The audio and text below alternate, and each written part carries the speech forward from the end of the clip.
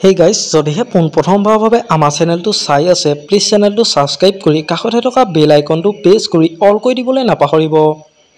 দুখত ভাগি পৰিছে অসমৰ জনপ্ৰিয় কণ্ঠশিল্পী জুবলি বৰুৱা। সংগীতানুষ্ঠানৰ মাজতে আৱেগিক হৈ পৰিল কণ্ঠশিল্পী জুবলি বৰুৱা। পিছে কিয় তেওঁ সংগীতানুষ্ঠানৰ মাজতে দুখত ভাগি পৰিল, সবিশেষ জানিব পাৰিব আজি এই ভিডিঅ'টোৰ মাধ্যমেৰে। গতিকে ভিডিঅ'টো অলপো স্কিপ নকৰাকৈ শেষলৈকে চাই থাকিব বুলি আশা কৰিলোঁ। মঞ্চত গীত পৰিৱেশন কৰাৰ মাজতেই জনপ্ৰিয় কণ্ঠশিল্পী গৰাকীয়ে কয় যে মোৰ ভাতৃ হস্পিটেলৰ ভেণ্টিলেশ্যনত আছে।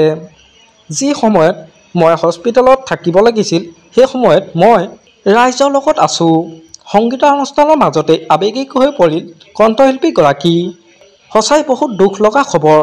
তেখেতৰ ভাতৃ যেন অতি সোনকালে সুস্থ হৈ উঠে তাৰ বাবে আপোনালোকে ভগৱানৰ ওচৰত প্ৰাৰ্থনা কৰিব আৰু ভিডিঅ'টো যিমান পাৰে শ্বেয়াৰ কৰি দিব। কিন্তু এই মুহূৰ্তত মই তাৰ লগত থাকিব পৰা নাই।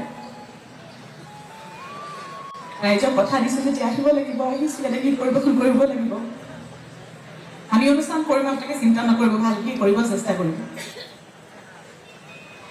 কিন্তু কিবা ভুল ভ্ৰান্তি হ'লে ক্ষমা কৰিব, আগতে ক্ষমা বিচাৰিছো। আৰু আপোনালোকক অনুৰোধ জনাইছো, আপোনালোকে যাতে আশীৰ্বাদ কৰে মোৰ ভাইটি যাতে সুস্থ হৈ উঠে।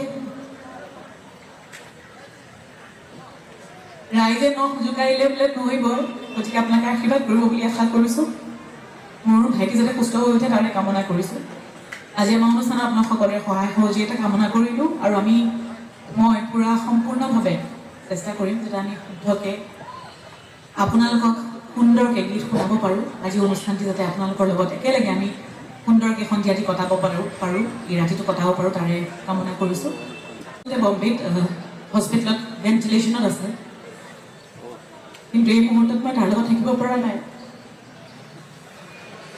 ৰাইজক কথা দিছো যে আহিব লাগিব, আহিছো ইয়াতে গীত পৰিৱেশন কৰিব লাগিব। আমাৰ আজি ভিডিঅ'টো আছিল ইমানেই। আজিলৈ বাই বাই।